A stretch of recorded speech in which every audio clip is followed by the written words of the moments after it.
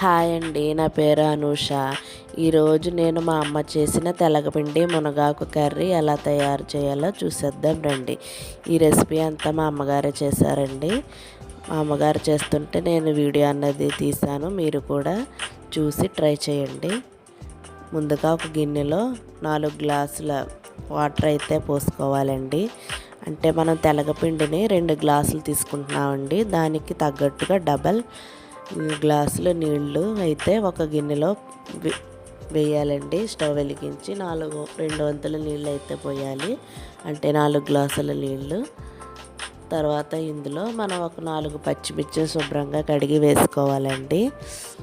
ఇందులో తగినంత ఉప్పు అయితే వేసేసుకోవాలి. ఇప్పుడే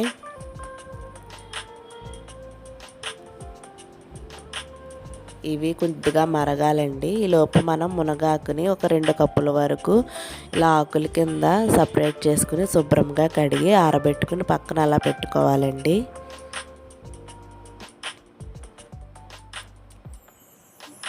ఇప్పుడు మనం ఈ గ్లాస్తో 2 గ్లాసుల తెలగపిండిని అయితే ఈ మరుగుతున్న వాటర్లో వేసి కలపాలండి. తెలగపిండి అంటే మీలో ఎంతమందికి తెలుసో నా కామెంట్ సెక్షన్లో కామెంట్ చేయండి. మా అమ్మగారు అయితే ఈ రెసిపీని కత్తిమాను వండుతూ ఉంటారండి, అందుకే నేను వండుతుంటే వీడియో తీశాను.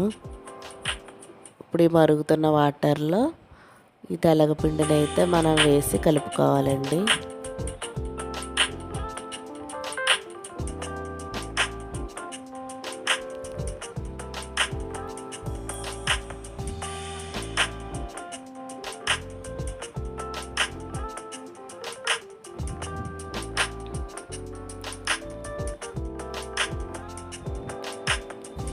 అలా కలిపిన వెంటనే మనం కడిగి శుభ్రం చేసుకున్న మునగాకును కూడా వేసేయాలండి.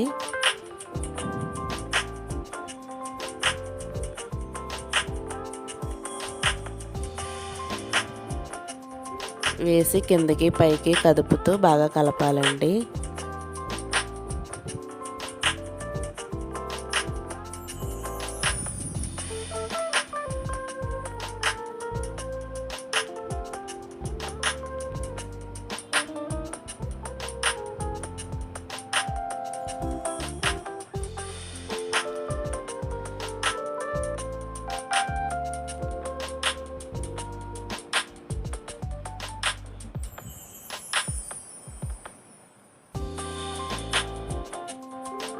దగ్గరుండే కలుపుకోవాలండి, లేకపోతే మనకి ఉండలు కట్టేస్తుంది. అందుకని దగ్గరుండే మనం ఒక 5 to 10 minutes అలా కలుపుతూ ఉంచాలండి. తర్వాత ఇందులో కొద్దిగా పసుపు వేయాలండి.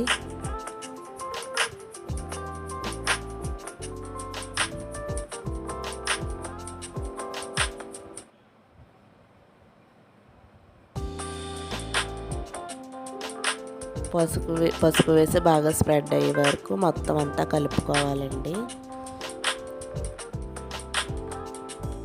కొద్దిగా వాటర్ ఉన్నది కదండి, ఇది కొంచెం స్లో ఫ్లేమ్లో పెట్టి అలా ఉంచేయాలి ఒక 2 minutes. తర్వాత పోపు పెట్టడానికి అయితే వెల్లుల్లి రబ్బలు అయితే రెడీ చేస్తున్నారు. వెల్లుల్లి రేఖలు తీసి ఆ వెల్లుల్లి మాత్రమే సపరేట్గా పెడుతున్నారండి. అలాగే వేపితేనే మనకు వెల్లుల్లి టేస్ట్ అన్నది బాగా తెలుస్తుంది. ఈలోపు ఇందులో ఉన్న వాటర్ అంతా ఇంకిపోయిందండి. పొయ్యి ఆఫ్ చేసేసాము. తర్వాత పోపుకి కావాల్సిన సామాన్లు జీలకర్ర, ఆవాలు, సాయిమినపప్పు, ఎండుమిర్చి, కరివేపాకు, వెల్లుల్లి రబ్బలండి. పక్కన ఒక మూకుడు పెట్టి అందులో తగినంత ఆయిల్ వేసుకుని పోపు సామాన్లన్నీ ఒక్కొక్కటిగా వేయాలండి.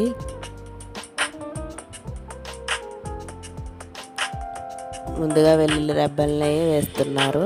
వెల్లుల్లి రెబ్బలు వేయగానే వాటి వాసన చాలా బాగుంటుంది కదండి. ఇవి బాగా వేగితేనే ఏ కర్రీకైనా టేస్ట్ చాలా బాగుంటుంది. తొక్కలతో వేస్తే మనకంత టేస్ట్ తెలియదండి. వెల్లుల్లి పొట్టు తీసేసింది వేస్తేనే మన నోటికి తగిలినప్పుడు చాలా రుచిగా ఉంటుందండి. ఇలా పోపు సామాన్లన్నీ వేసి తాలింపు పెట్టాలండి. ఈ రెసిపీ చాలా టేస్టీగా ఉంటుందండి. అన్నంలోకైనా సరే, చపాతీలోకైనా సరే చాలా టేస్టీగా ఉంటుంది. మీరు కూడా తప్పకుండా ట్రై చేయండి. తెలగపిండి ప్యాకెట్స్ షాప్లో అయితే మనకి అవైలబుల్గా ఉంటాయండి. మనం తెచ్చుకుని మునగాకుతో ఈ రెసిపీని అయితే ఈజీగా మనం రెడీ చేసుకోవచ్చు.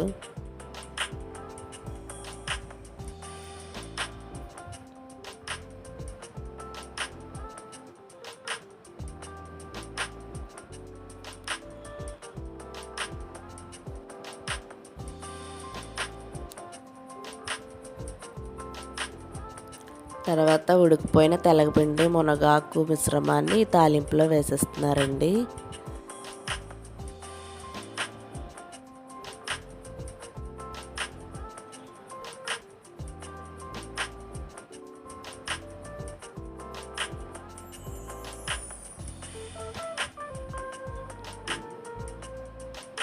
దీన్ని మళ్ళీ ఒక 5 మినిట్స్ వరకు అలా దగ్గరుండి కలుపుతూ ఉండాలండి.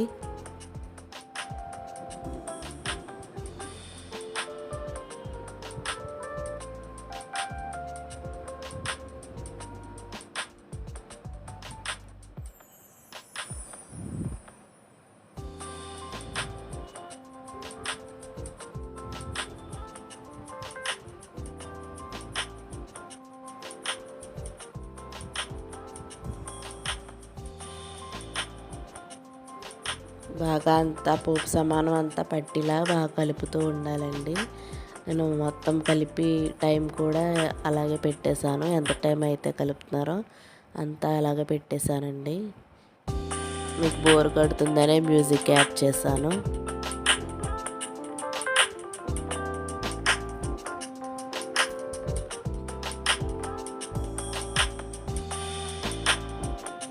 ఈ రెసిపీ కానీ నచ్చితే తప్పకుండా లైక్ అండ్ కామెంట్ చేయడం మర్చిపోకండి. నా ఛానల్ అయితే సబ్స్క్రైబ్ చేయండి.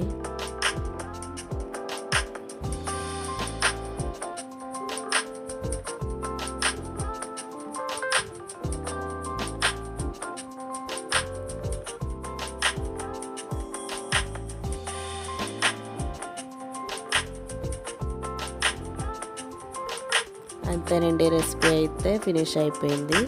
ఇది వేడి వేడి అన్నంలో కానీ చపాతీలో కానీ వేసుకుని తింటే చాలా టేస్టీగా ఉంటుందండి. Thanks for watching.